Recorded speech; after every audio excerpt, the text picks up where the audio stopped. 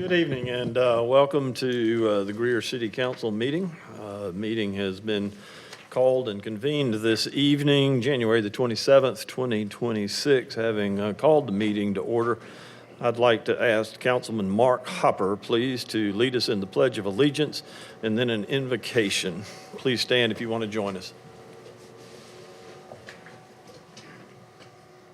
Pledge allegiance to the flag of the United States of America and to the republic for which it stands, one nation, under God, indivisible, with liberty and justice for all.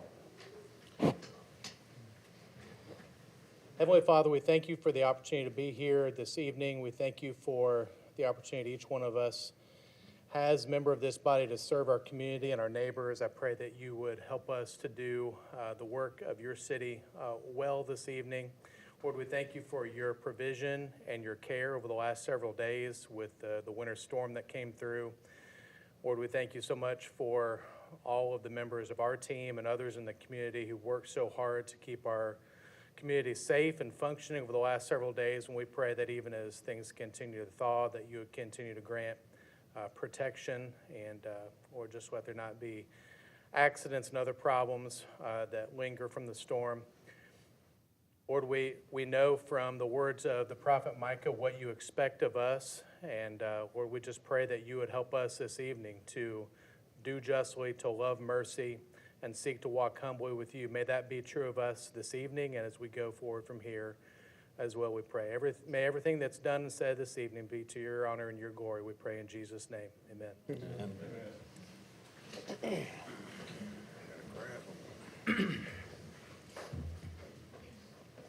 Let me quickly echo Mr. Hopper's remarks. If you would, please check on a neighbor. It's been several cold days, and I know that we've got folks that have been inside and maybe relegated to staying inside. I just got a text message and a picture from a friend. He was walking a dog and saw a spigot that I guess had frozen and busted, and it was spewing water out. And he went to the house to let the person know. It was an elderly lady. She had no idea, and so he was able to call CPW to get a plumber to come and attend to that. So if you don't mind, check on some folks around you and make sure everybody's okay. And might want to do that again as we get into some colder weather again. But let's keep an eye on each other. And hats off to the fire department and the police department. Knock on wood. I didn't hear y'all out all night the other night, but we appreciate all that y'all have done, as well as our public safety team and others who have been in the building, even though it's been closed, making sure that everything is running fine. We want to tip our hats to them and thank them for all that they've done. With that, then, let's move to public forum. Ms. Duncan, do we have anybody to appear in public forum this evening? No, sir. With that, then, council, you have the minutes of the council meeting from January 13th, 2026 contained in your packet. I'll entertain a motion that they be received. So moved. Second. And a second. Any items of note for the clerk? Hearing none, Ms. Duncan? Mr. Arrowood, Yes. Mr. Booker, Yes. Mr. Hopper, Yes. Mr. Lander, Yes. Mr. Bettis, Yes. Mr. Graham, Yes. Mayor Danner. Yes. Council, this evening we have a special recognition followed by employee recognition. I am going to move to the front here for both of those events and going to ask Mr. Merriman if he will to join me as well.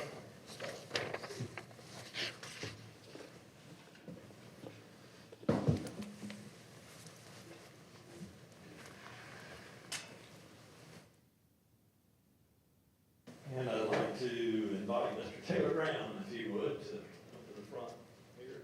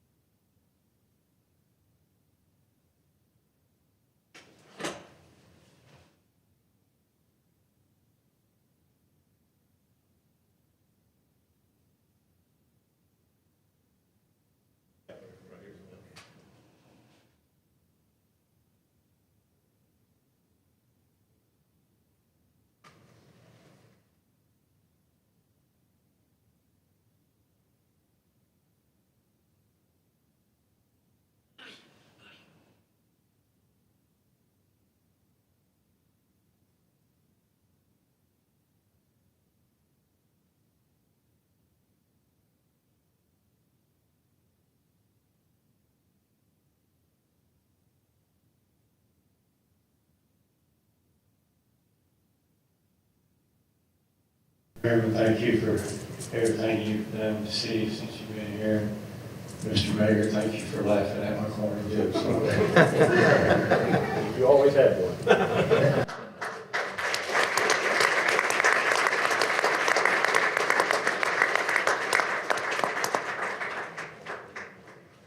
Edward Denko.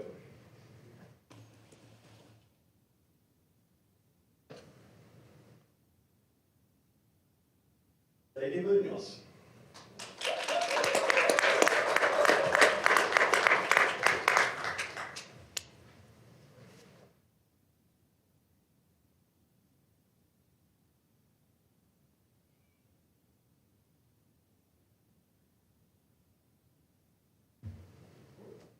You gotta get in the picture. Alicia Williamson.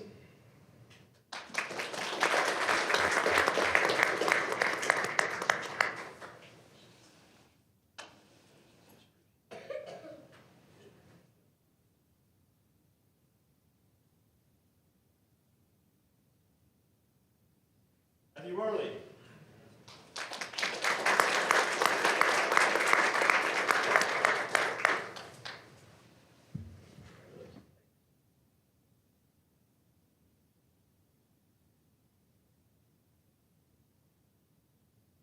Thank you, folks.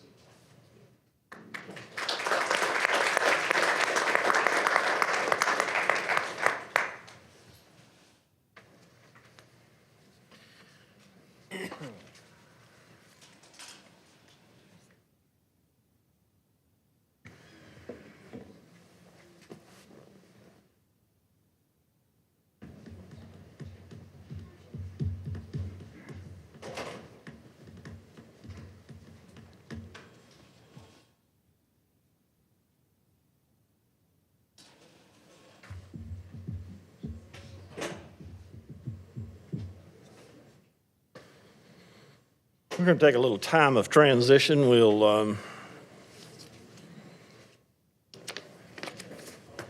move to the rest of our meeting in just a little while.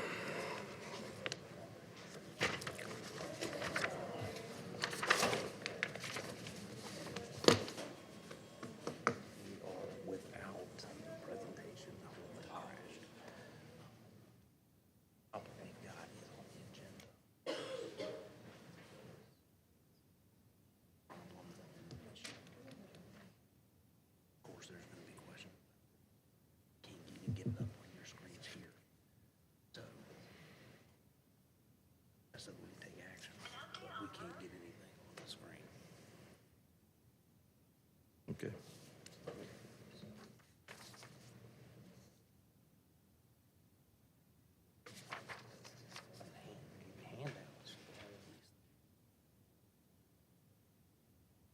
There's copies in your information in your packet.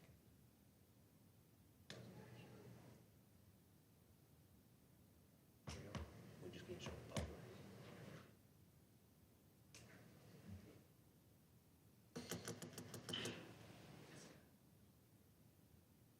Open public. We can, we can't put it on the screen. Oh, oh, oh, Yeah, oh, we oh, can. oh, oh, I just have no oh. way of doing it publicly. Yeah. Y'all can make a determination on what it looks like. Yeah.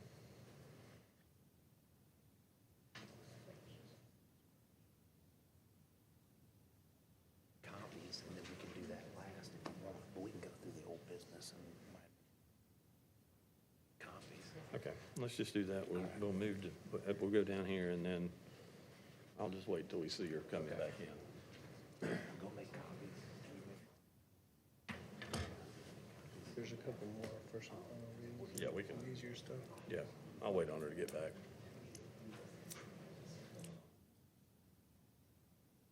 Planning stuff. Yeah. So just what? Yeah, just your part, yeah. Seven.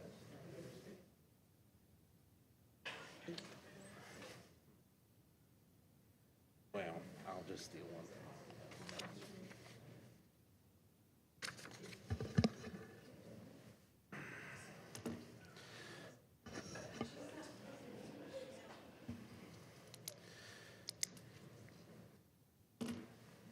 Mr. Mayor, we are obviously having some technical difficulties, but it looks like the only thing that will be adversely affected from the agenda perspective will be new business 1. However, Robin is going to make some copies for you. Everything else, I believe, is covered in your packets, all the rest of the agenda items. So what I would recommend is let's just wait on Robin's presentation to the end of the meeting, or the last item of new business.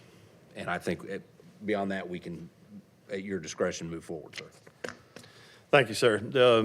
This may involve some visuals of other parts of the meeting tonight. I'm sorry we're not going to have those just for general recognition, but we can get together with you on that at a later date. Council will have the information, and so I anticipate that we'll make a decision this evening and give you as much information as we can. So moving forward with departmental reports, those should be contained in your packet. Department heads and/or Mr. Merriman will be glad to assist you on that. We have our financial activity report this evening from Mr. Klein. The floor is yours, sir. Thank you. Good evening, Mayor and Council. Financial performance summary as of December 2025. Starting in the general fund, we had a cash balance of $3,926,000. Year-to-date revenues of $10,721,000. Year-to-date expenditures of $26,302,000, and we were 2% under budget. We had a favorable revenue benchmark variance of $432,000, an unfavorable expenditure benchmark variance of $826,000, and an overall unfavorable benchmark variance of $393,000. Moving to hospitality fund, we had a cash balance of $3,588,000, year-to-date revenues of $2,007,000, year-to-date expenditures of $685,000. Moving to stormwater fund, we had a cash balance of $3,818,000, year-to-date revenues of $489,000, and year-to-date expenditures of $243,000. With that, I'd be happy to stand for any questions. Thank you, sir. Council? Still at that 2%. Yes, sir. For this month in December, we were about 7% under, so it brings us to about 3% year-to-date now, under. Under revenue on the hospitality. Yes, sir.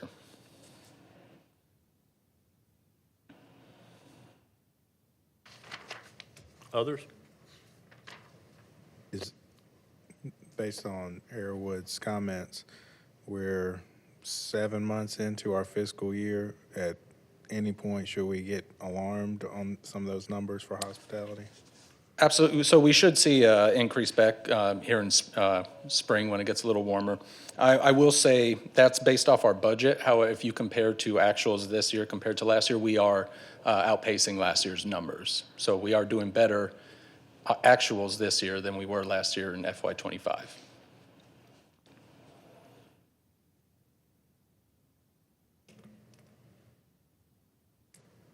Thank you, sir. We Thank you. appreciate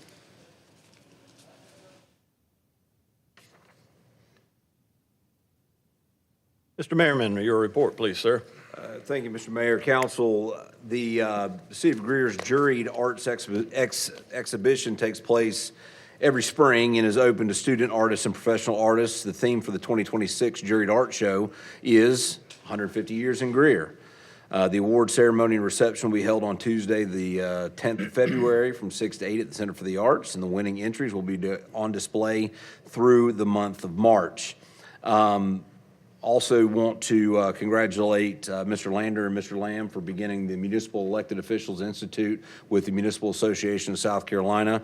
As we were talking before the meeting, the City of Greer's elected officials are batting 1,000 on the municipal elected official completing the MEAO.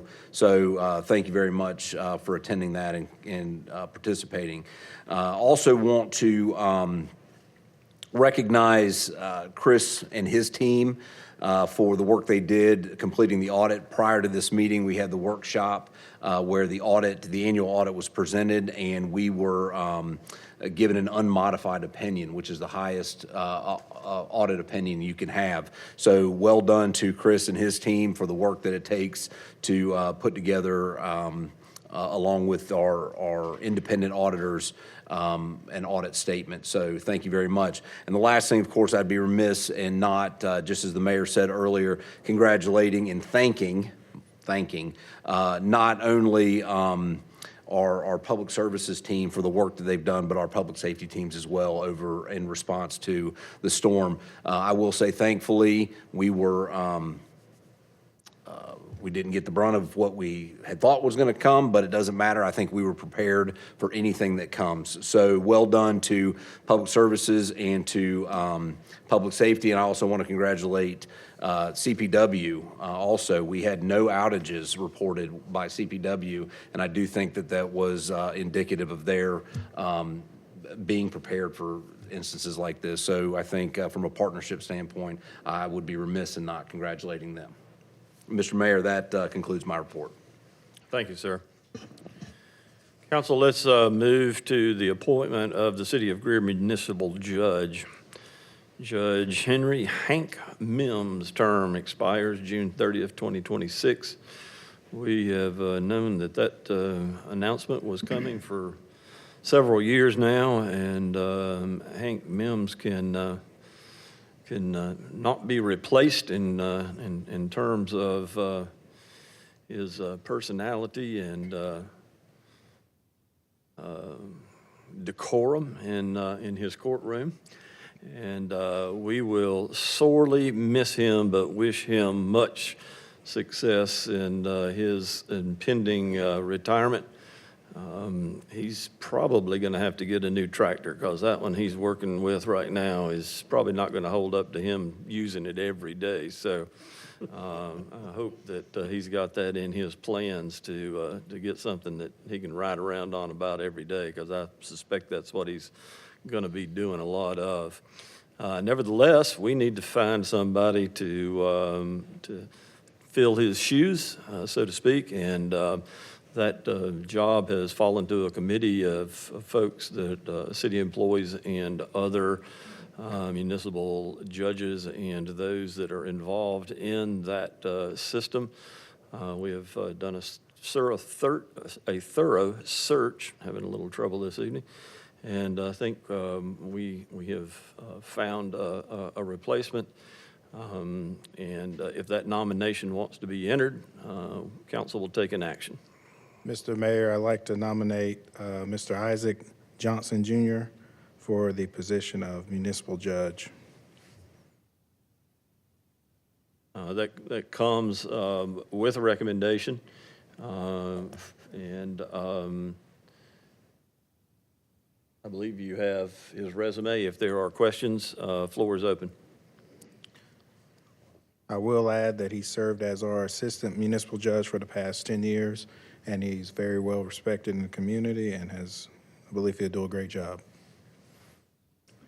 Thank you, sir. That was going to be my question. I was going to ask if he worked with judge members already, so. Others? Mr. Zant. That comes as a recommendation. Do I hear a second? Second. Any further discussion? Hearing none, Ms. Duncan? Mr. Arrowood, Yes. Mr. Booker, Yes. Mr. Hopper, Yes. Mr. Lander, Yes. Mr. Bettis, Yes. Mr. Lamb, Yes. Mayor Danner. Yes. Council, let's move to items of old business. The first this evening is the second and final reading of ordinance number 1-2026. This is an ordinance authorizing the extension of a lease of a certain property in the city of Greer between the city of Greer and Snow Street Holdings LLC. Any new or additional information in that regard? Good evening, Mr. Mayor. There have been no changes to the project since first reading and no comments or questions received from the community. Thank you. This comes as a second reading. I believe it came with a recommendation from staff in the first meeting. I'll entertain a motion to receive. So moved. And a second. Second. Second.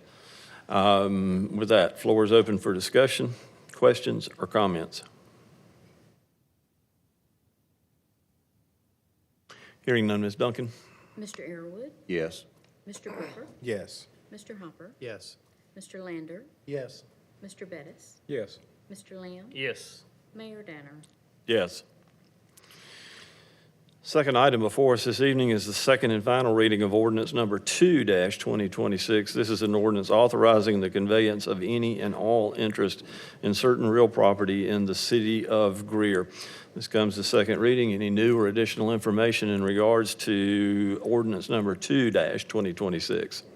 Good evening again, Mr. Mayor. There have been no changes to the project and no comments or questions received from the community on this.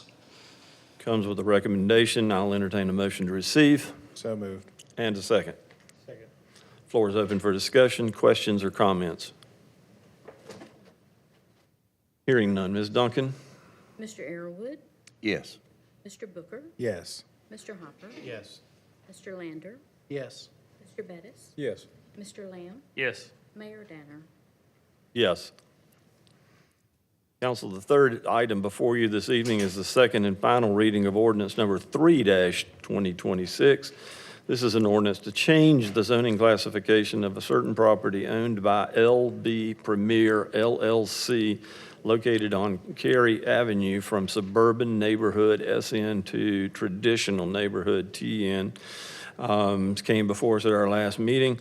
Any new or additional information in regards to the second reading of ordinance 3-2026? Good evening again, Mr. Mayor. No, there have been no changes since first reading. Council, there was discussion around this item last time, came with a recommendation for approval. I'll entertain a motion to receive. So moved. Second. And a second. Floor is open for discussion, questions, or comments. I mentioned this at our last meeting, and I think I also asked this question. I just want to make sure I'm clear. They're going to subdivide that property for 2 lots. And are they required, does that meet a threshold of having to do sidewalks? That is correct. They do not have to install sidewalks on these two. The intent is to subdivide the lots and construct 2 single-family homes. It would really help that street because it's a one-way street and it's not much. If the city could go in and just, maybe our engineers look at it, see if there's any way to improve that street any with sidewalk or any kind of improvement would be a help. Is there any on there now? No, It's a one-way, right? it's a one-way run. The one-way runs from South Main over to Pelham. As a note, let's take a look at that and see if there's anything we can do to help that situation. Others?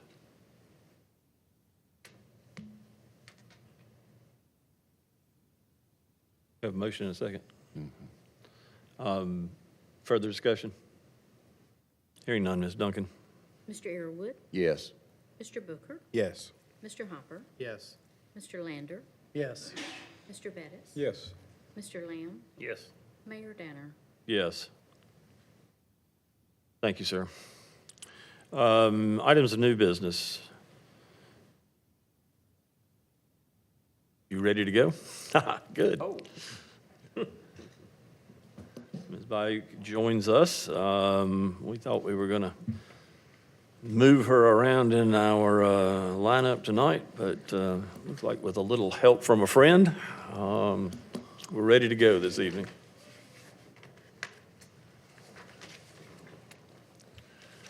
Robin Bayou joins us this evening, our cultural arts supervisor, to engage in a conversation about the City of Greer 150 art display. Staff is requesting City Council choose one of 2 public art options, which were finalized by an internal staff committee as part of the Greer 150 branding for display in the downtown historic district. This will require action by council. This was one of the items that we would have brought through the screen this evening, but now that it is not available, it's a handout.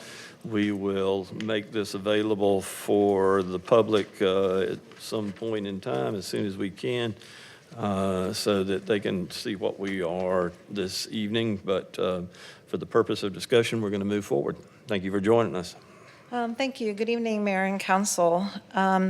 This is our 150th year, and staff would like to continue the Greer 150 branding throughout the city.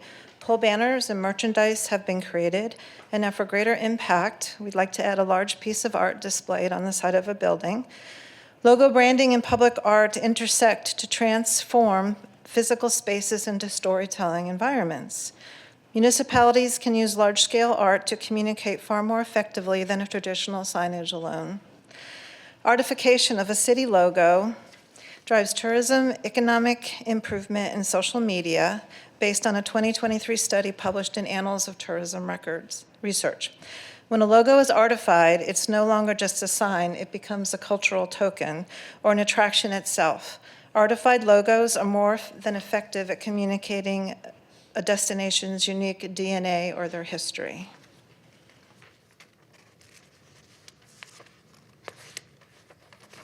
So staff is asking that you make a choice between the two public art options provided for you.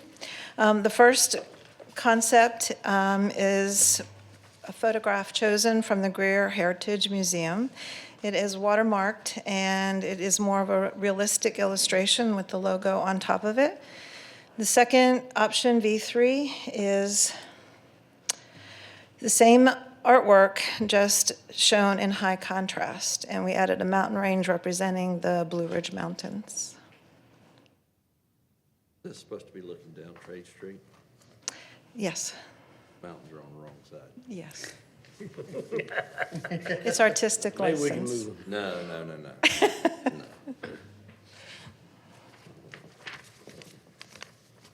Any questions? Well, I'm sure there will be, so just hold tight. Okay. For the purpose of discussion, let's go ahead and make this official. Do I have a motion to proceed? So moved. And a second. Okay, the floor is open for discussion now. Questions, comments, anything at this point that would be prudent or helpful for making a decision in regards to this artwork that we've been presented with? Well, I would like to state for the record that I've been married since 1998, and I have never been allowed to pick art, picture, color. So this was first. Congratulations. Your taste is in your mouth. Oh, your taste is in your mouth. Yeah.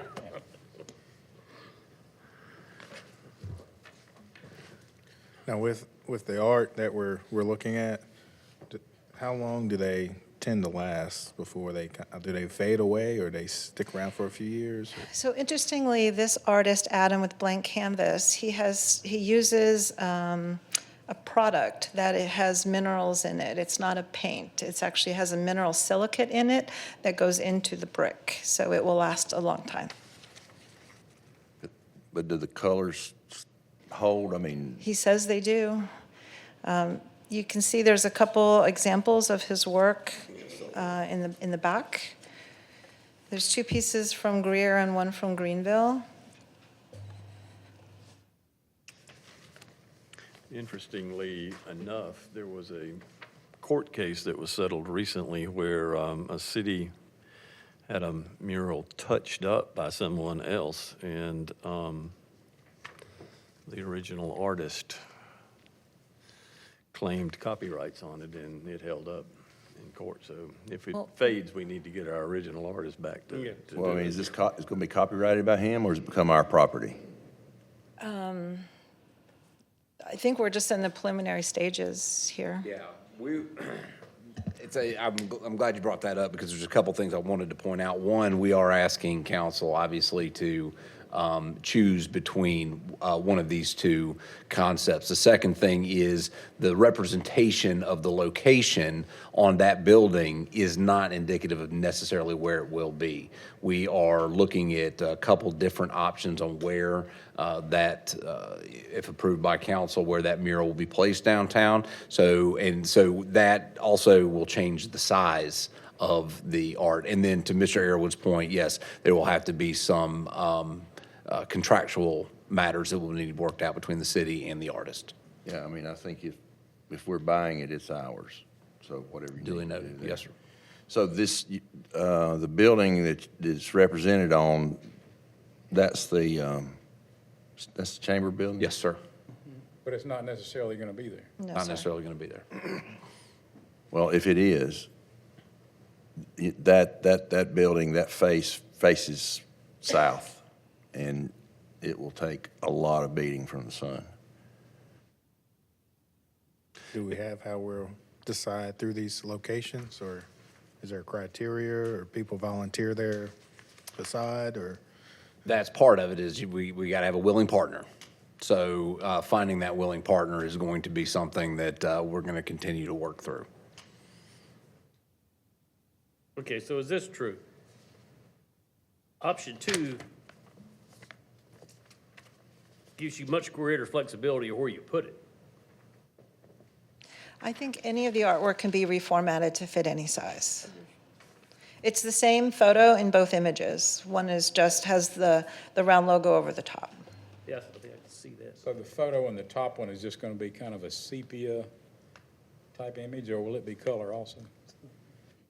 V2 concept, V2. that will be red, just like you see it with a blue over the top with the new 150 logo. Well, I prefer that one because of the prominence of the logo. Yeah. Mm-hmm. And I'm not sure how well this is gonna age. Yeah, and I don't like the geography where they put it, Yeah. Like mountains do. Not where they are. that's sacrilege. That's what it looks like. It looks Yeah, like yeah, any yeah, Warhol. Well, that yeah. actually Campbell soup can should be said. is where they are. You just can't see them from downtown. Who generated the concepts? Was it the artist or was that It was the us? artist. We gave Okay. him our 150 branding guide and our architectural review committee guidelines, and he used those colors. I mean, he's a professional here. Which one did he prefer? Which one do I prefer? Yeah, you or him? So do I use reverse psychology? I prefer V3. I think it's much more interesting and eye-catching. I think it makes a statement about our downtown and the history and how it's changed. I think if you could walk up to it, you could say, wow, it's kind of the same, but it's really different.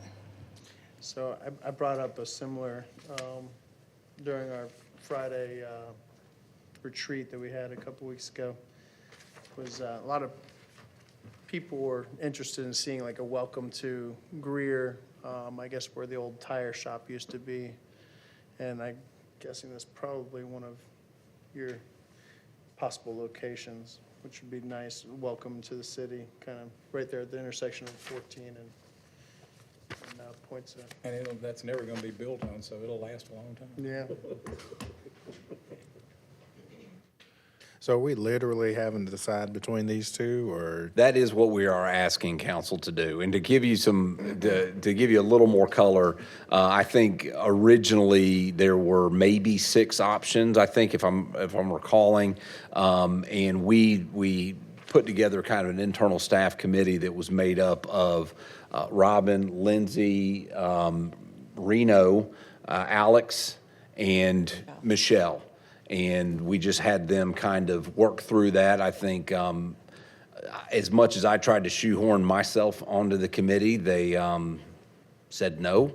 But they did whittle it down to 2 to help this council with some decision-making. So again, this is the sesquicentennial kind of statement piece. It's really our first foray into public art as it pertains to the city, and we are trying to get some guidance from council out of those 2. If you find one that council can agree on, we will rock and roll. Where's the cost on this? The cost is going to be predicated on the size of the final piece of art. In this particular case, what you see, there's, I think, a $10,000 difference between version 1 and version 2. Don't hold me to that, but it's also, it's got to do with where, how big the actual final mural is going to be. I have identified a source of funds. We will pay for this out of fund balance in hospitality tax. So we have about a $2 million, $2.5 million fund balance in hospitality. What other buildings are y'all looking at? potential partner? Or have you even considered that? We, excuse me, we've looked at a couple locations. I like the idea that someone just said earlier about, who said, I don't remember who said. The side of Great Bay. Yeah, yes. Oh, the side of Great Bay. Well, they might build something on that, so I would suggest a different location. The side of the barber shop next to CBL, or perhaps as you're driving up Poinsett Street across from the church, Grace Church, there's a flat wall, a gray wall there, and then on the other side, there's kind of a white, not deteriorating wall, but it goes down into the tables and the lights, and we're looking at all different locations and who's willing to let us do it. I'll just say I agree with you, Ms. Bayuk, on the second one. The reason why I love our logo for Greer 150, but I think, for the enduring, 10, 20 years from now, I think number two, just more interesting, is it does more justice to, really commemorating, an older scene from our downtown that people can talk about, for years and years to come. And it still does have the Greer 150 up in the corner, so that people can remember, oh yeah, they commissioned that as part of the sesquicentennial. That's the first time I said the word publicly. I'm proud of myself. That's my preference, number two, for those reasons, just because I think that's more enduring. Number one, definitely, for this year, I get that, but from an enduring standpoint, it being something that we can celebrate for years to come, I think number two, Thank you. good choice. So you're calling V2 the number one? V3 would be my choice. Right. For that reason. Okay.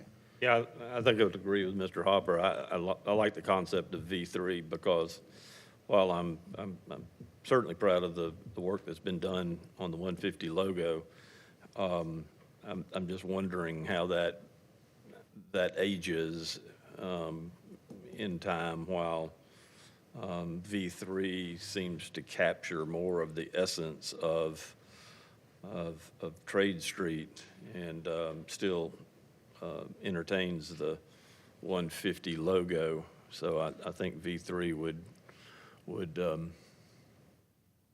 be my pick. Now, here's the dilemma we face, and I'll tell you how I think we should go about it, and if there's another way of determining this, we'll entertain that. But they've been presented to us as V2 and V3. If someone wants to nominate a V2, we will vote. If it gets a majority of votes, we won't have to vote again, but if it doesn't, then we will vote on V3. If it doesn't generate a majority, you're going to have to go back to the drawing table. So, No pun intended. no pun intended. Mayor, I'll be glad to nominate V2, and I'll tell you why. I like V3, but I've seen many better photographs of vintage Greer than what they've selected here. That's my big drawback with it. Yeah, And I like them from the top of Trade, the ones that I've seen, and there's a great photo of Trade in Poinsett, but I would nominate V2. I'll second that. Any chance you have, you said there was, I'm sorry, you said there was 12 original? No chance you have them in your hand right now, right? No, okay. Well, I think, Let's start with two. We're going to start with two. We have a motion and a second. Any further discussion as to what we're doing and how we're doing it? Yeah, I mean, on the V3, if it's done exactly like it's printed here, Greer 150 is a rumor in that picture. Pretty much. yeah. And I'm assuming that's the B.A. Bennett building on the left side, because we're looking down Trade, correct? No, that's the leader building, I believe. No, we're looking up Trade. No, that's the Davenport, isn't it? We're looking up Trade. Oh, yeah, big Davenport, yeah, looking up, yeah. Yeah.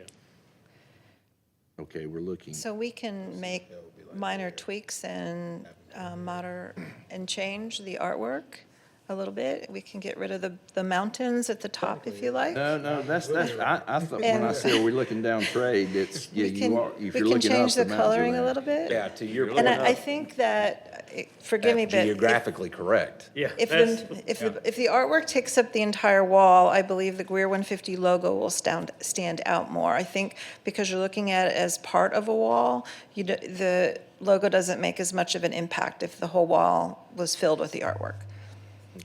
The, and if it goes there, it's kind of hidden though. It is unlikely that it will go there, Mr. Arrowood. No, he's talking about the logo, if it goes on that building. I'm sorry, I thought you were talking about the artwork. On V2.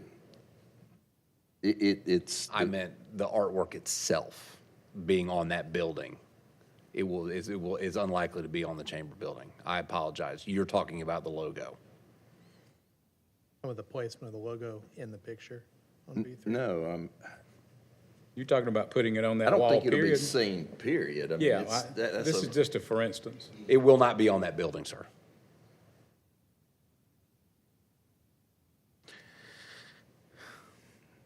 So me personally, either one is fine. It's just where it's going to be is going to be the deciding factor for me.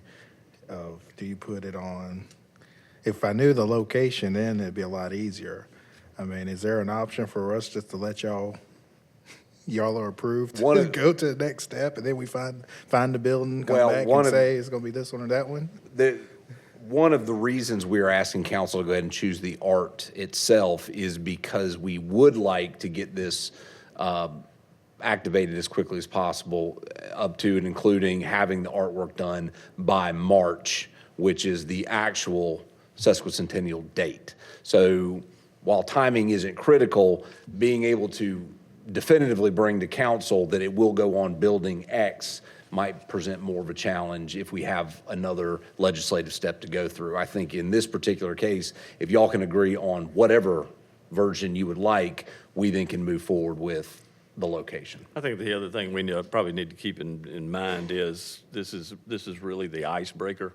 I mean, I think if whatever one we choose is embraced like I think that it will be, there will probably be others to either offer buildings or ask, certainly people will ask for more. So I think this is simply a way of getting us started. So we do have a motion on the floor at this point in time. Further discussion? The side of the MIMS building would be a good improvement. I don't know how to take that. Well, It would show off good there, too. Why? Well, I'm going to assume that it would be painted on this building because that's what is there. And so that faces south. And, no matter what kind of paint somebody uses, it never holds up to the sunlight. So the V3 is, if it's going to be exposed to the sunlight, that's going to just deteriorate immediately. V2 is less of possible deterioration, but you don't, I guess my question is, why don't we make it a sign instead of on a building? Because in our UDO, we don't allow people to put their names on the side of a building. What do you mean a sign? You're saying like a vinyl application or? Yeah, a sign that, we'd put it up at the corner of wherever. You mean like a banner? Well, a big, whatever, but I have first of all, I do like V2. Secondly, I don't like the fact that we exclude it under our UDO and then we're doing it ourselves. The UDO specifically does allow for council to put public civic art or a civic project like this. So we're not in violation of the UDO in any way, shape, or form by y'all's approval of this. Well, maybe not, but I mean, it's, maybe technically we're not, but as far as our thinking behind it, why it's passed in the UDO, to me, it's the same. But having said that, if we want to do historic things, get permission to redo the bonded warehouse sign that fronts Trade. Now, a lot of people would see that because you see that building every time you drive down Trade. and then have this maybe at the other end of trade somewhere, but I don't know, I just, it's like a birthday. We're gonna celebrate it 1 year, and what was the estimated cost? 10 grand?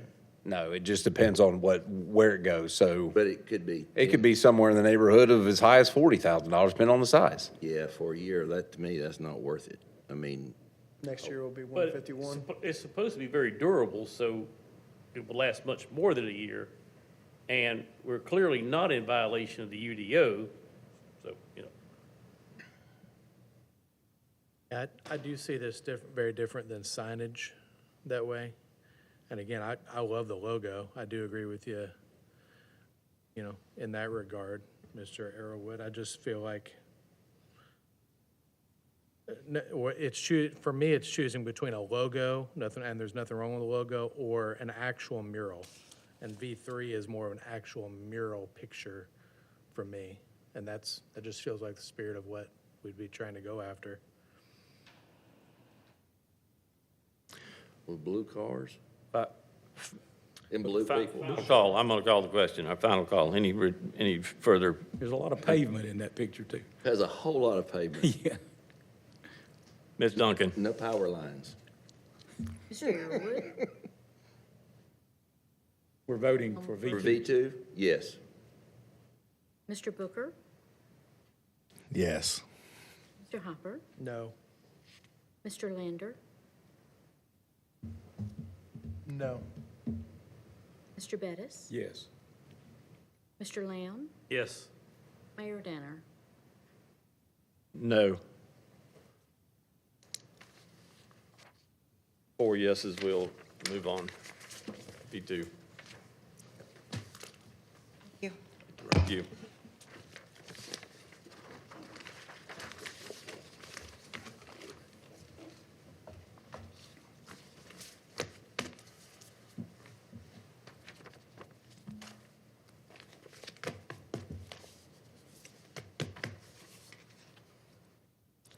Bring a committee recommendation next time.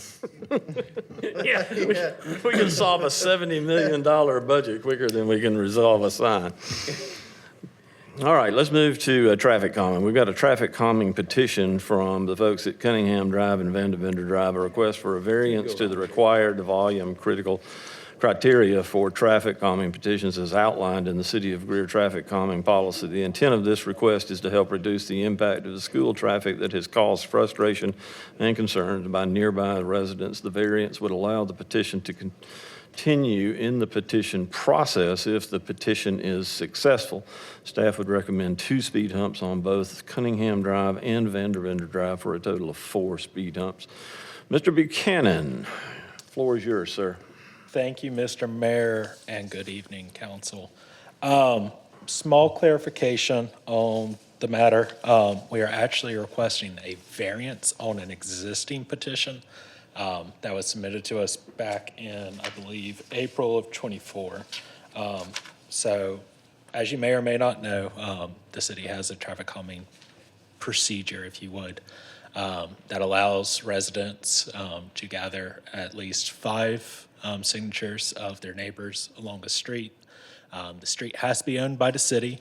In this case, it is both the Cunningham Drive and the Van Venner Drive. For those not familiar with all of our lovely streets in the city of Greer, this is in the rough area in between Pine Street and North Main. This is over near the Bonds Career Center, if you're more familiar with landmarks. As you can imagine, when it comes to living near schools and everything else, some of the school traffic can get a little crazy, especially, I believe, council's heard from residents not too long ago about this. When the engineering department receives one of the traffic calming petitions, we'll evaluate it, make sure it meets all the basic criteria. It's a residential street. It's owned by the city, such as.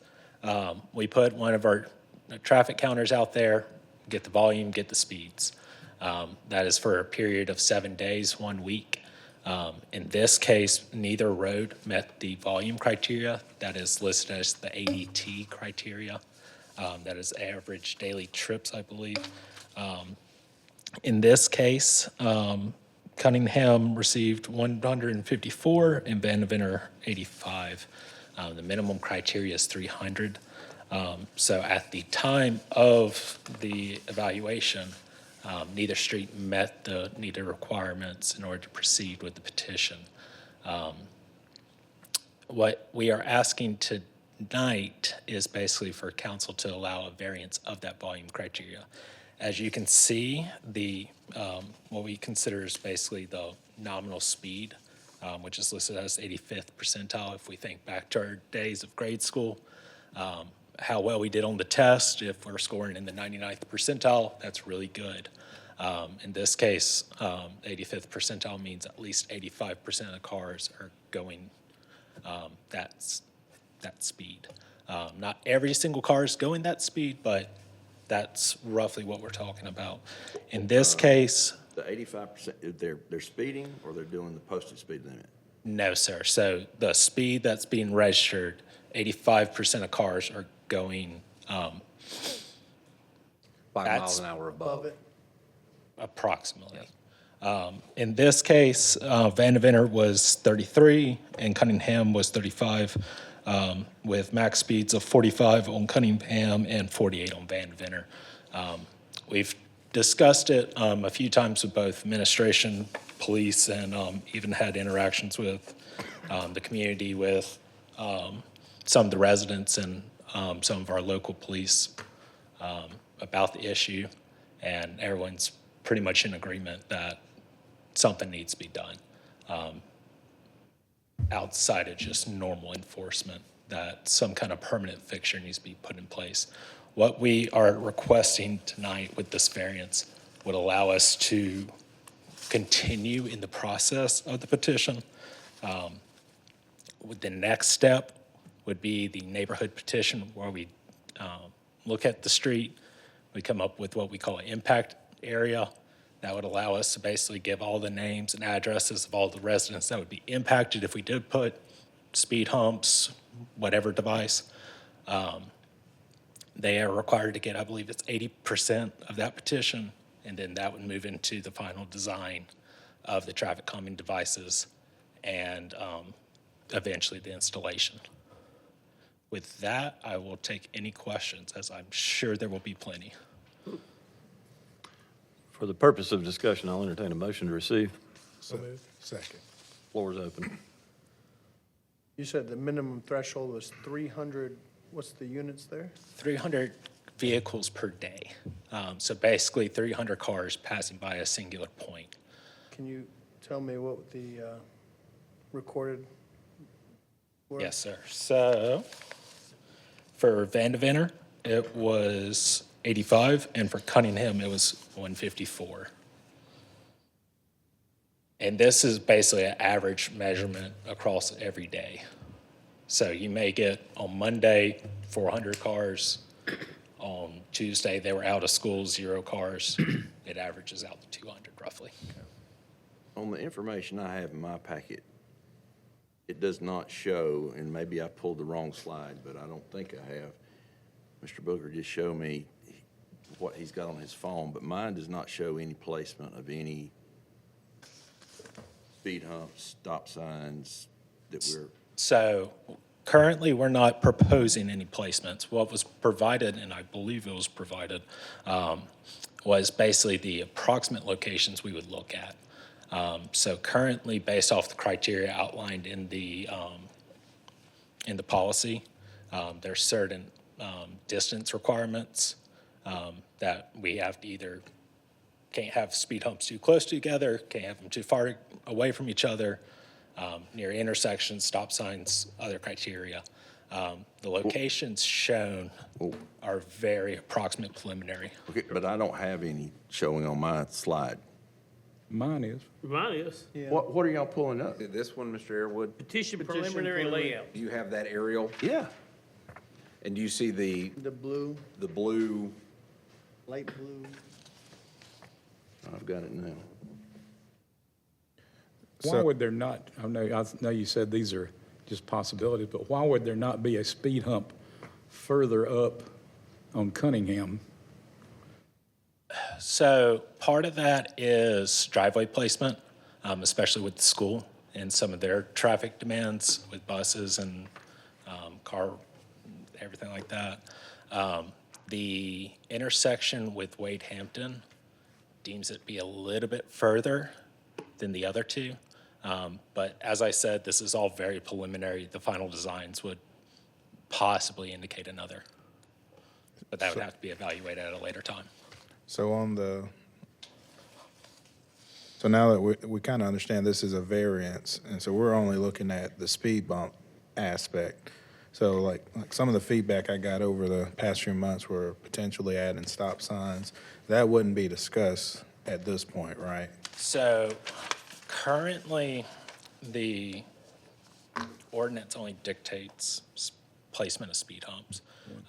And that is because placement of additional stop signs is basically a larger threshold that could possibly introduce additional legal liability for the city. As typically, stop signs are not considered traffic calming devices. As more of a traffic management device. It's half a dozen either way you put it, but technically there is a threshold, and that would require a larger scale study be done. That's certainly something we could look at in the future, but as part of this petition, likely not. And the reason I bring, the reason I bring it up, I see some of the community members in here. Sure. And it's good for us to talk through this so they can hear, and just everybody really hear. We're looking at traffic calming versus traffic management. And so this is a variance on the traffic calming devices via speed bumps. To clarify further what you're talking about as far as the actual placement, the reason why we're not able to even talk about that is because as the process moves forward, if I remember correctly, as the process would move forward, part of the placement is dictated by agreement from the homeowners in the area. Is that right? So it is a common courtesy that the city goes forth, and we basically, if we're looking to put a speed hump in front of your house, in front of your property, we like to gain your signature and approval of that. Many a times, everyone likes the idea of speed humps on their road. Unfortunately, I don't like the idea of a speed hump in front of my home. So sometimes we'll have to shift them around. Sometimes we'll, amongst many other obstacles such as water valves, sewer manholes, fire hydrants, et cetera, we have to shift them a couple feet either way. Rarely do we see a resident just flat out say, no, I don't want it in front of my house. But that is, yes, something that we will look at. Did the residents, didn't they already file a petition? So This is what this is. This is a variance to that petition. Okay. Right? That's right. But he was just saying that then you got to go in the community, take a survey of the people and make sure they've signed it, or make sure they're, but we've already crossed that. We've already done that. So, kinda. It's a step one, step two of the policy. So step one is the initial traffic calming petition. That is only requiring 5 signatures. And the reason that greater threshold of the larger impact study, or excuse me, larger impact area, and then a larger majority of people is basically so a small minority of residents in a subdivision or area can't dictate the traffic patterns that a community as a whole, There's in a this case, very baseline for us to local. even do the study, and then based on the results of the study, Yes. that dictates, all right, now get more So comprehensive in the signatures. case of this one, where the initial criteria did not pass, the petition's dead. And basically, the variance that we are requesting would basically allow the petition to proceed. And that would be into the neighborhood petition that requires a larger amount of signatures. Just to share my thoughts, I know this is something that has come up periodically since I've been on council. I know many of us would echo that. I want to thank our residents for keeping this in front of us and for the video that's been shared with us. And I'll just say, if there's ever a reason for a variance to this particular ordinance, this particular procedure, this seems to be a clear example of a time when a variance would be in order, close to bonds there, and just with the escalating situation of the traffic in the area, specific on these roads. Absolutely. Mr. Buchanan, if I'm not mistaken, we use the standards that are recommended or used by SCDOT for this particular issue, do we not? I would default to. Yes, sir.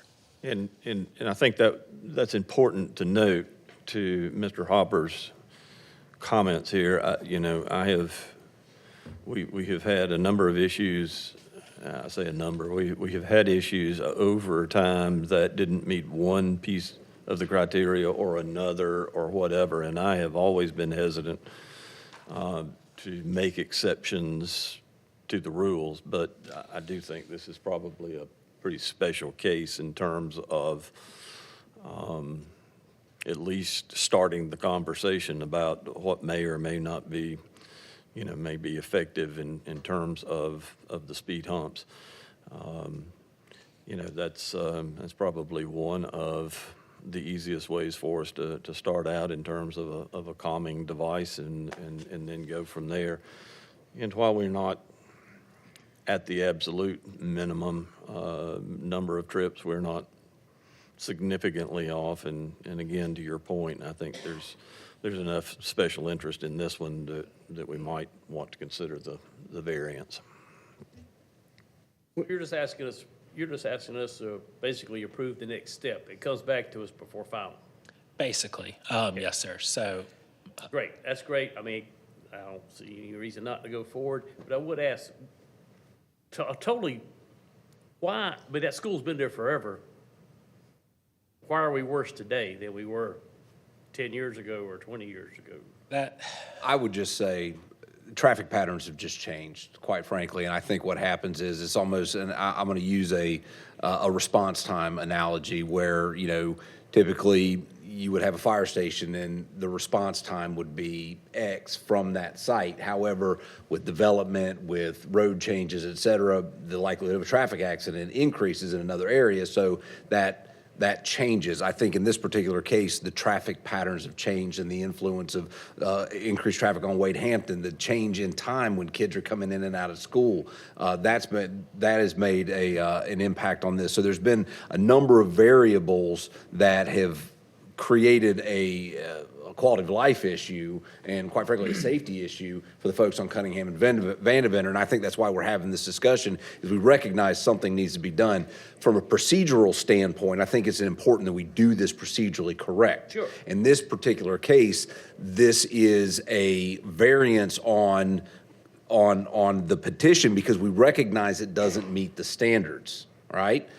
And so I think it's important to do. I will also say that because this has been such a problem for such a while, I also think it's largely perfunctory, because I would say most of the residents in that area on Cunningham and Vandeventer will rush to the petition to sign it, and we're moving on. So the fact of the matter is these things can run concurrently. We can get to a design standpoint where we've got traffic calming measures in place with the understanding that the neighborhood is not going to be adversely affected, and we can get this done fairly quickly because we've been working on it for quite a while. Now, whether or not the traffic calming that's one issue. The traffic management is a second issue.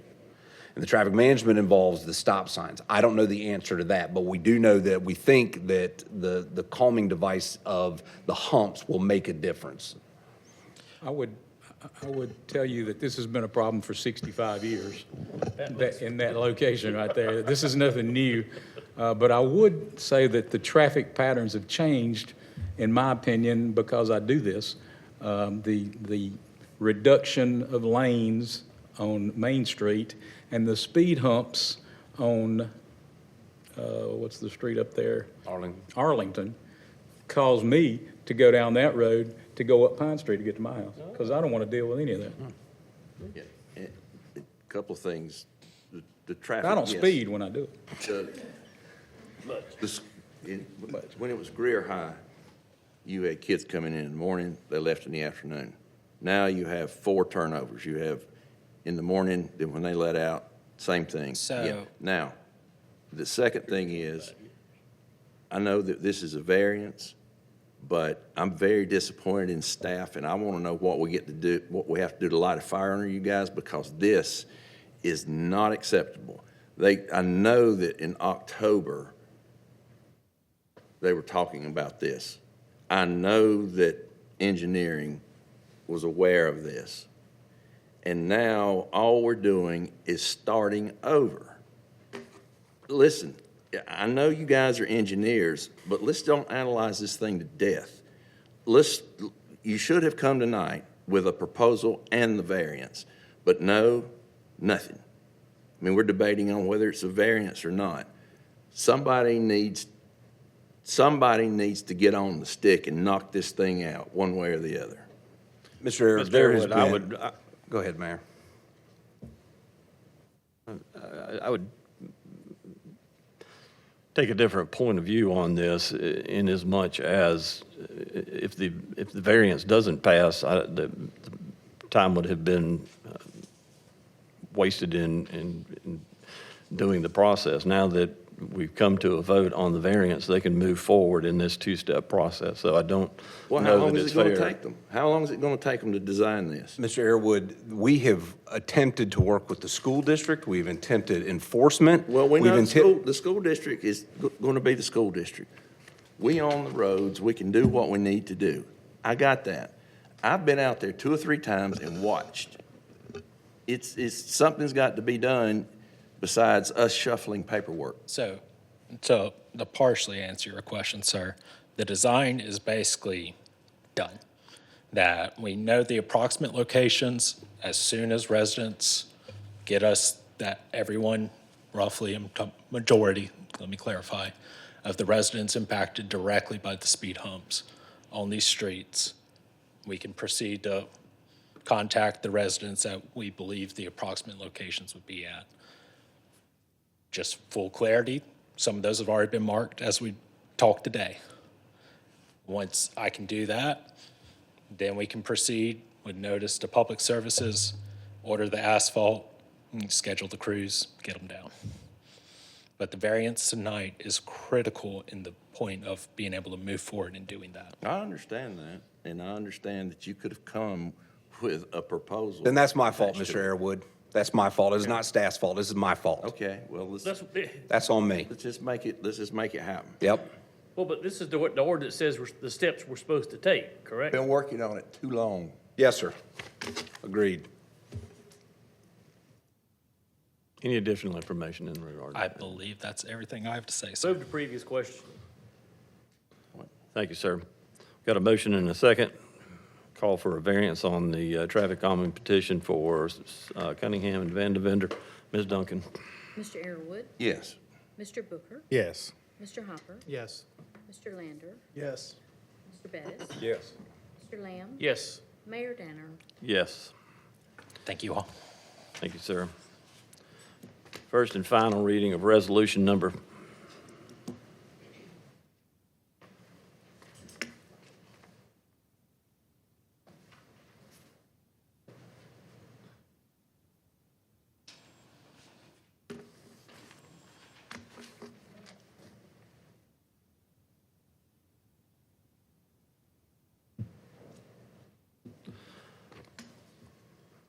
First and final reading of Resolution 2-2026 is a resolution adopting the City of Greer Annual Safety Statement.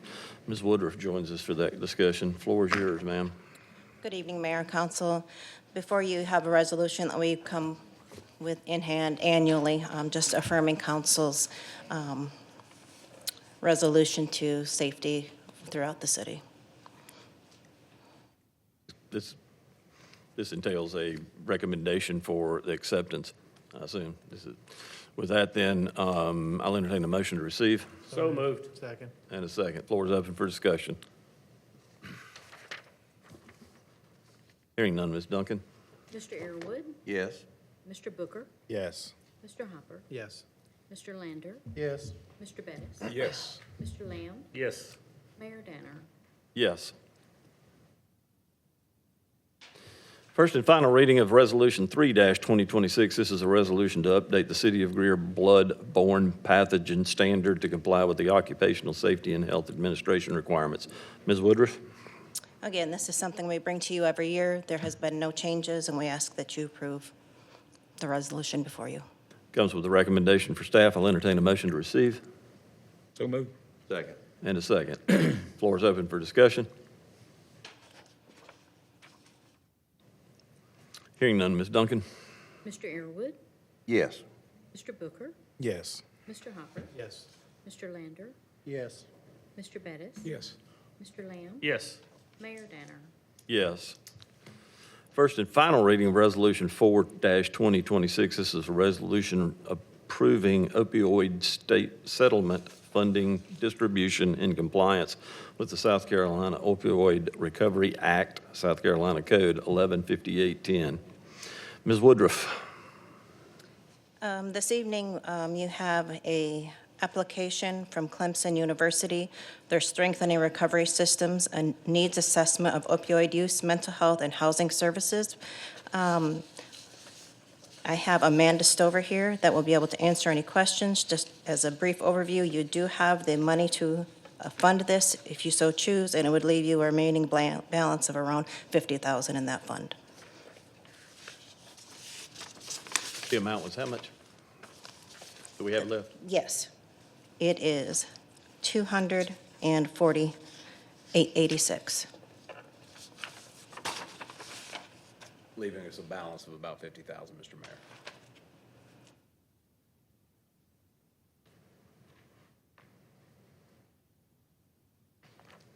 For the purpose of discussion, I'll entertain a motion to receive. So moved. And a second. Second.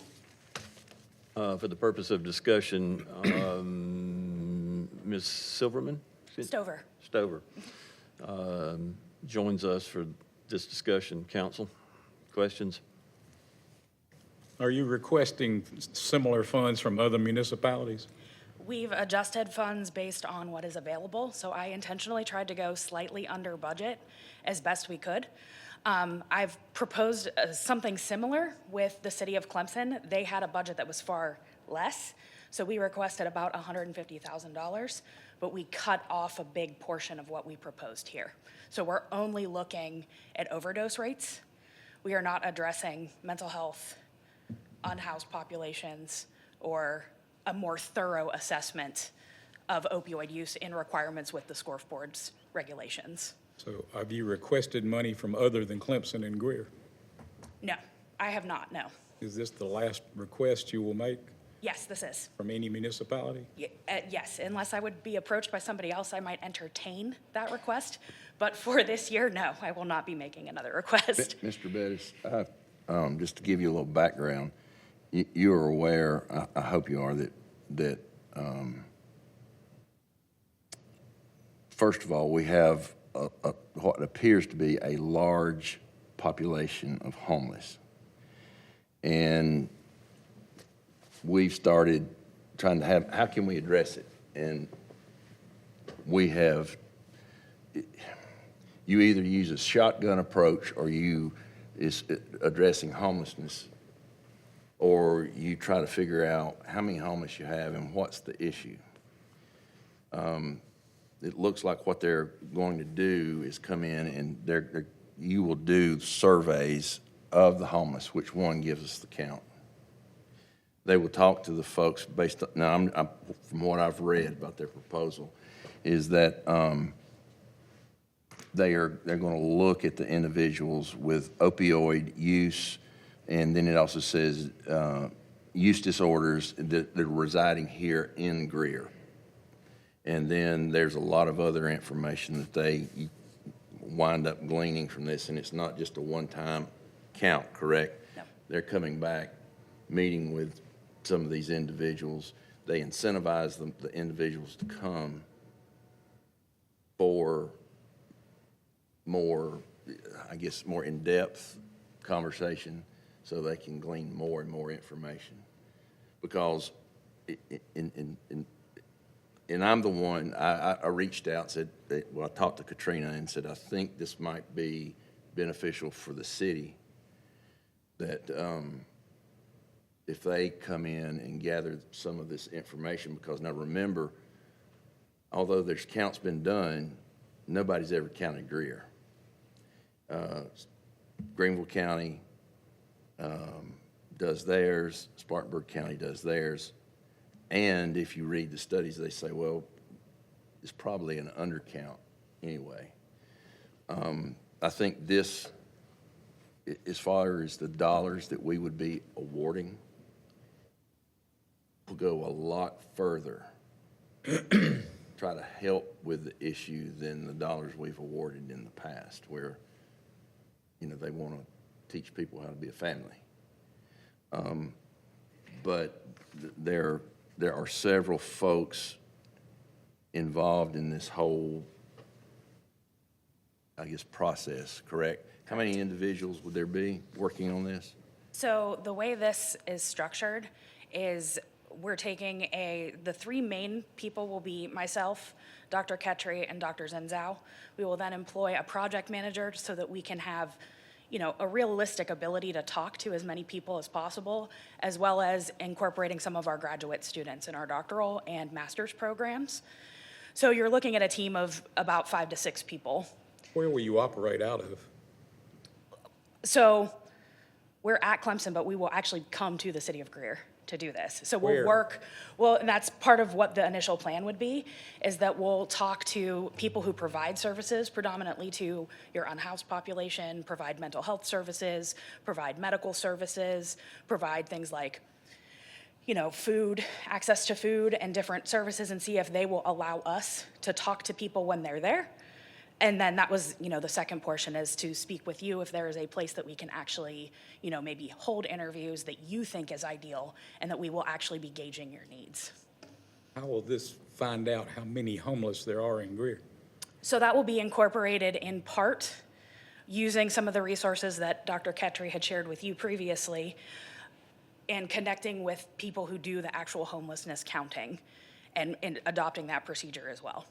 One of the things that this is meant to do is set up something called community asset mapping, which would happen after we collect the initial pool of data. And it can give you a map of how services run and roughly where people are setting up camps, where people are going for services, where they might be sort of settling, and then help you to further extend that and set up a consistent system. And this is all based off of work that I've done in West Virginia, as well as the expertise of Dr. Zenzao and Dr. Ketry.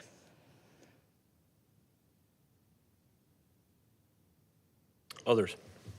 Can you talk a little more about the deliverable? Is this a one-year project or? So we've given you the one-year project, and also I, briefly described that I look at this as something that would be longitudinal. We don't want to do like a one shot and then just, here you go. So the initial deliverables would be to give you our evidence-based findings based on interviews with community staff and community members, as well as unhoused people who are specifically living in Greer. And then we can decide based on the final reports, using a community approach, how do we proceed? Where do we think the strengths of the community are? Are there things that we want to address? And that's how we'd approach either the next SCORF application or potential other funding mechanisms. Yeah, I'm not a stranger to the unhoused because Daily Bread Ministries, which is basically like a soup kitchen, is in my backyard of, my mother-in-law and my house as well. And so I see a lot of the interactions that happen along that corridor.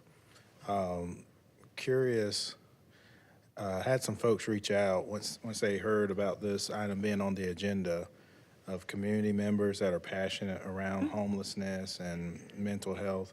Is there a way for them to connect with you all if they want to share or volunteer or whatever the case may be? Absolutely. And that would be one of the first, if you looked at the trajectory and when we plan to have meetings, the ideal is not to overwhelm you, but also to make sure that you are an active part of this process.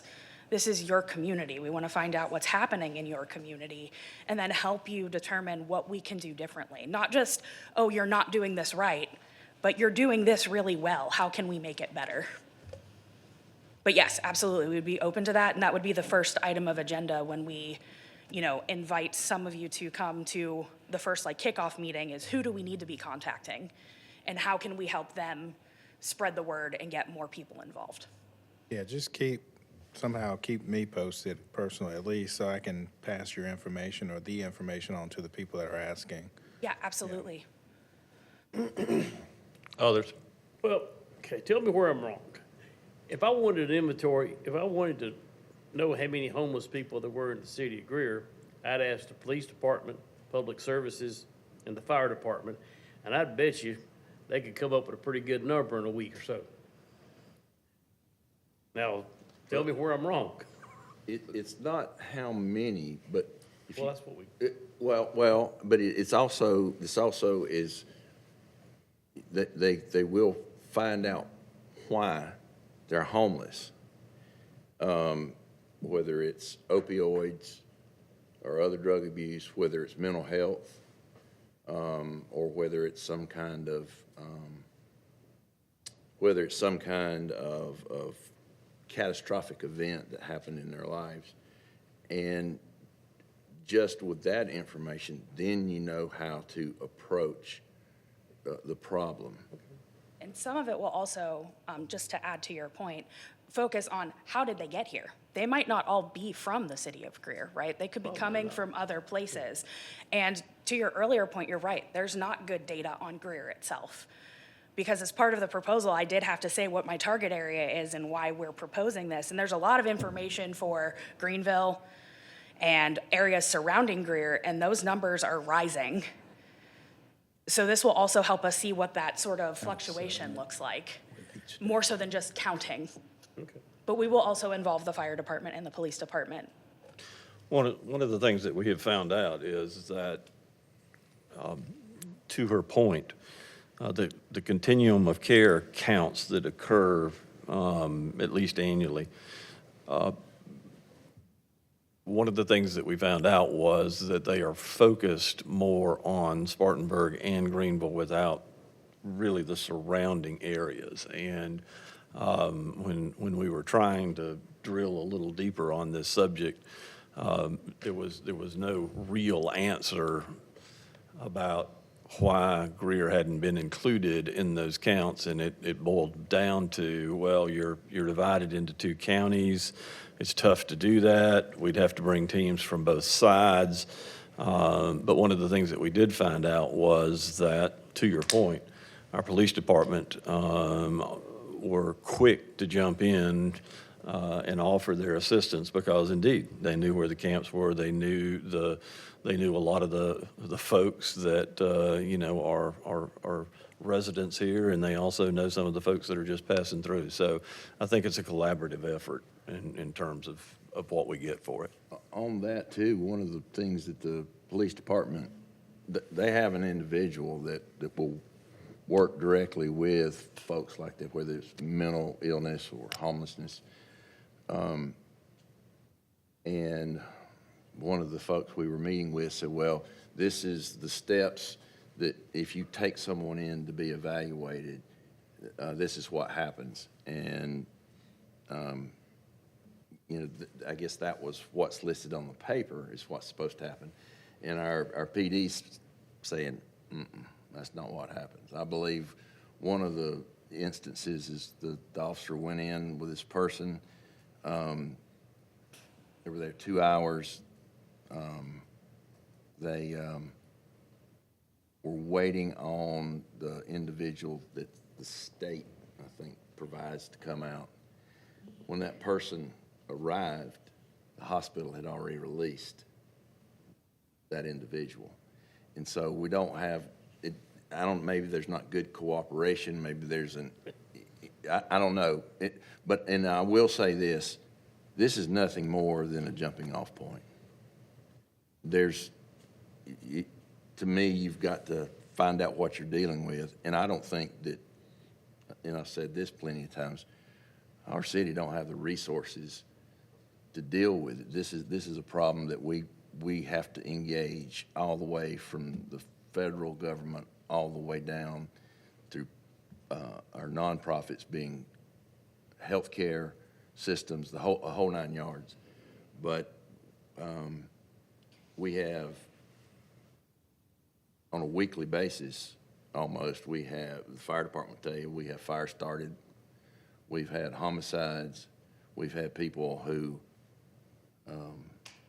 just, and this, I'm not a doctor of psychiatry, but if someone says, I'm not going inside in temperatures like we're having now, they're not, they're a danger to themselves. And we've had 2 individuals that died in the same spots. It was just like that. So there's a lot of variables out there that if you're going to come up with a plan, we've got to find out what those variables are. And I thought this would be a good method. Yeah, and Jay, to your point, you know, some of the folks that I see, I'm interested to see what this study renders. You know, some are young, some are older, some are men, some are women, some clearly have mental issues, and some look like regular individuals. So I'm curious to see exactly what is the outcome of your study. Yeah. And to your point, that also will help us understand there might be resources that you have access to that you just don't know.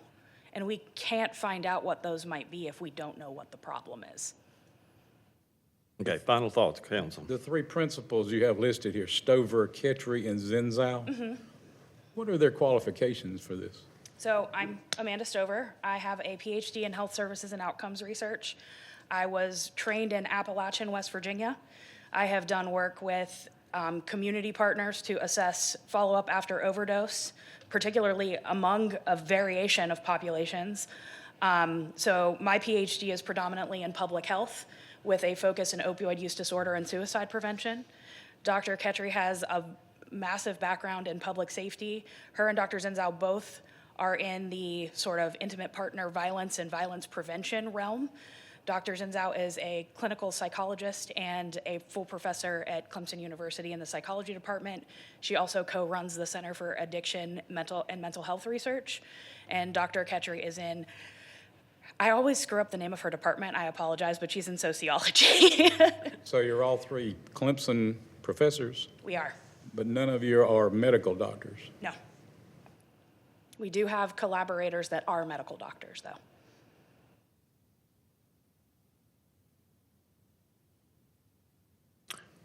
Again, final thoughts. Well, I hope you prove me wrong, but I think we're gonna buy a long document that not gonna do much, but I hope I'm wrong. I hope so too. I hope that we can Hope I'm find wrong. out some really good information and work toward, creating a community engaged initiative. That is my hope. Okay. Let's be clear as well, too. These are funds that are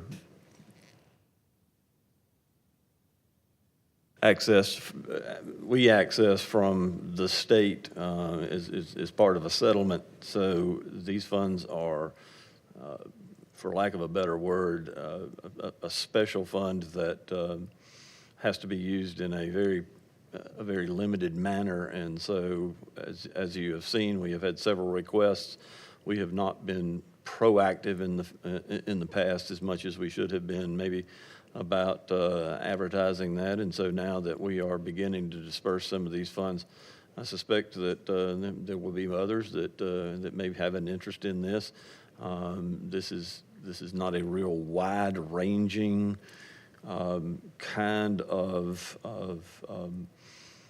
project. It's very narrow in its scope and desire, and so there's about 2 more years, I believe, that we'll be receiving these funds. Is that close, I think? No, we would be receiving it over an 18-year period, but we have already received almost half of our allocation Half of our in a allocation. very short time. So $2 million is what Greer would receive over the lifetime of that 20 years. Okay, all right. Well, nevertheless, it's a limited amount of money. With that then, final questions. Ms. Duncan? Mr. Airwood, Yes. Mr. Booker, Yes. Mr. Hopper, Yes. Mr. Lander, Yes. Mr. Bettis, No. Mr. Lamb, No. Mayor Danner. Yes. Council, thank you, ma'am. We appreciate the information. Thank you, council.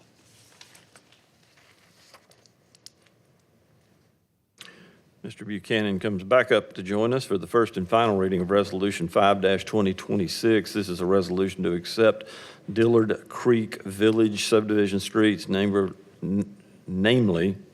Ken Brace Court, Glenbut Lane, and the City of Greer street system. Mr. Buchanan, floor is yours. Thank you once again, Mayor, and good evening once again, Council. So as the mayor stated, this is the Dillard Creek Villages. The project started in February 2022. This is located off Abner Creek, approximately 950 feet from the intersection of Abner Creek Road and Westmoreland Road. This resides in Council District 3. All utilities are installed, the streets are paved, all housing construction is completed with 112 of 112 townhomes built. Staff has inspected the construction and believes it meets the city standards. Therefore, staff recommends Kim Brace Court with a length of, 1,050 feet and Glen Livett Lane with a length of 850 feet be accepted into the street system for ownership and maintenance. I do want to add one small note. There is a third road in Dillard Creek Villages, but it has been designed and will stay private, and that is Cambridge Court. With that, I will answer any questions you may have. You said it will remain private? Yes, sir, that third road. All right. For the purpose of discussion, I'll entertain a motion to receive. So moved. Second. Motion and a second. Floor is open for discussion. Comments or questions? I noticed our aerial view is quite undeveloped. We don't have anything newer than that. So unfortunately, due to some of the limitations that our GIS systems have, including just how, how often the planes and satellites fly over, and our partners that serve our GIS system give us the data, that is the most recent. We're not paying enough for that service.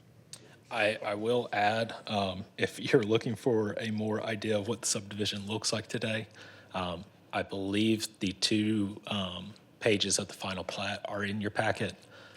That's a more 2D kind of look, but that is what the subdivision appears. Thank you, sir. Others? Hearing none, Ms. Duncan? Mr. Arrowood, Yes. Mr. Booker, Yes. Mr. Hopper, Yes. Mr. Lander, Yes. Mr. Bettis, Yes.